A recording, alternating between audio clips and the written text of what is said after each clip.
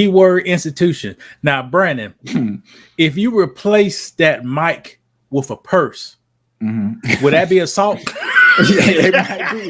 Right. Now, let's look at some ratchetness, Brandon. Okay. You sent me this video. Oh, I saw this video trending around the internet today. And at first, when I saw it, I was like, wow, she is really tripping. I want y'all to check this out and come right back. Let's go. Let's go. You didn't let me get my moment, so I want to say my name is Khadija Diallo, and I'm graduating today. Oh my God, you snatched the mic out of my hand, so today is going to be all about me. Oh, drops the mic.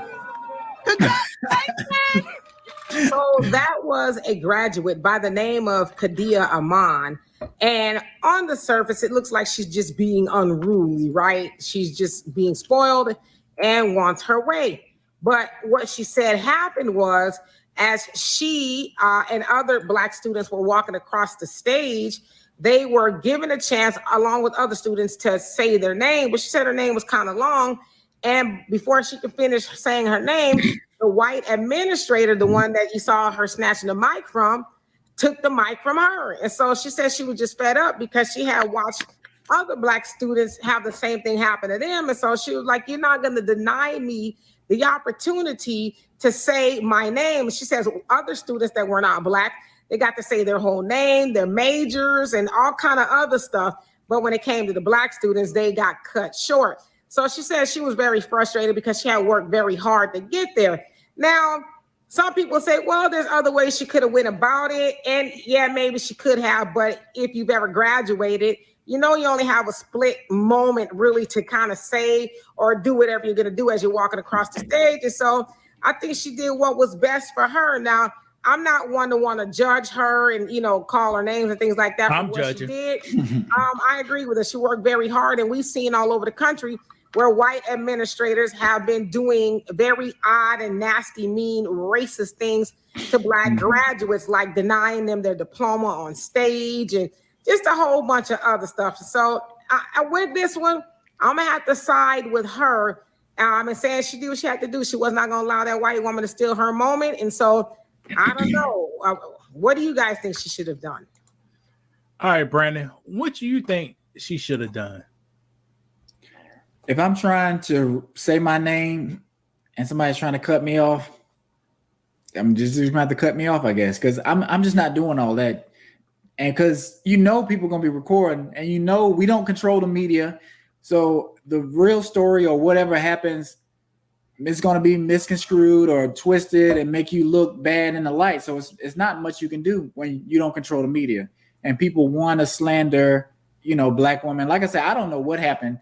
That wasn't you, but you're gonna see that clip where she's doing that and throwing the mic down and at a graduation, and it looks like the white lady is the victim, and she's like, oh, why are you doing all this? So if it was me, I just wouldn't do it. You just have to cut me off, and I know I'm done with this institution for now. I've graduated. I'm ready to start my life and my career. So keyword institution. Now, Brandon, if you replace that mic with a purse, would that be assault?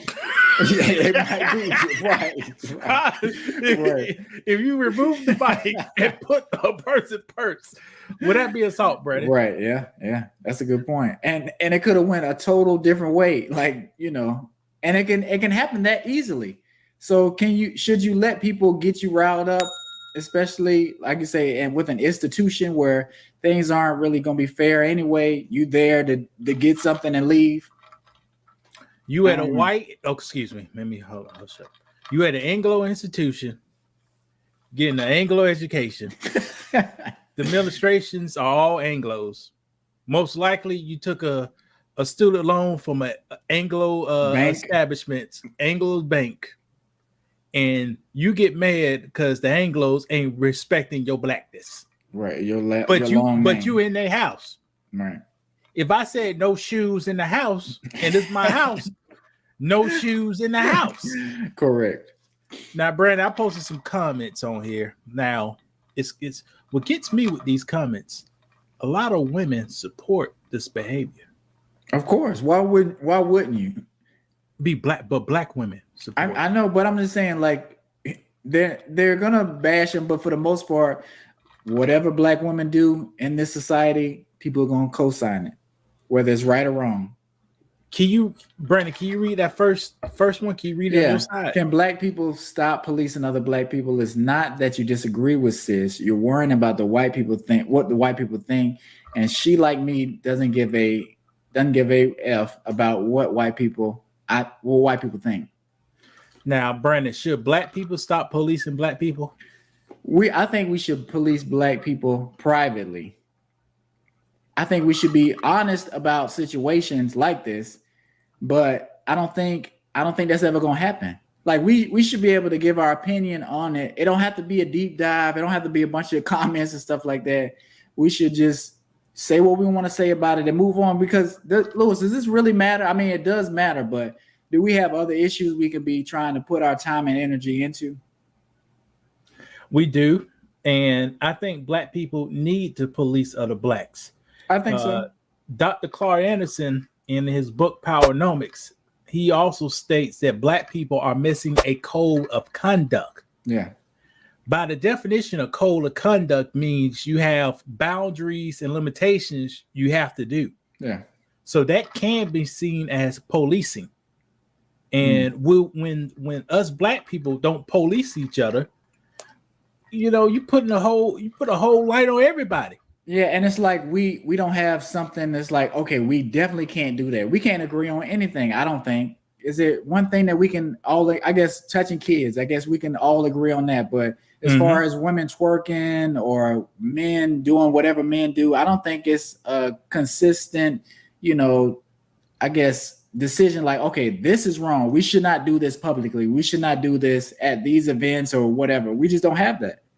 Twerking, and watch this, twerking is just fine.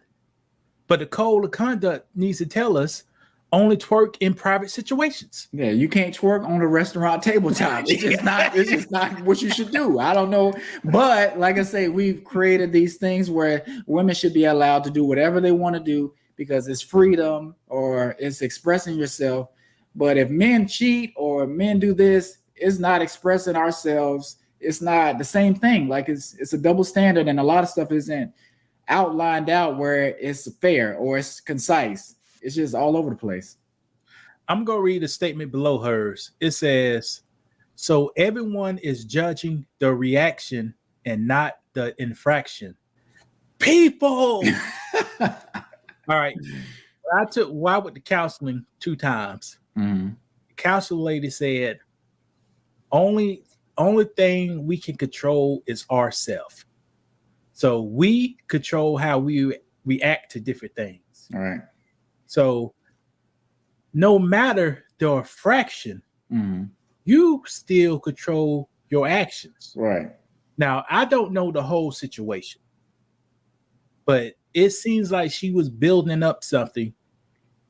Something was building up and it led to this outburst. And that's the thing, like if you react or you overreact, it's gonna overpower whatever happened, the infraction. So you have to be careful with that. So if you just let the infraction happen per se and don't react the way that girl just reacted, you kind of take it away, but you can also later be like, look, this school, they did me wrong. They did a lot of black people wrong that day.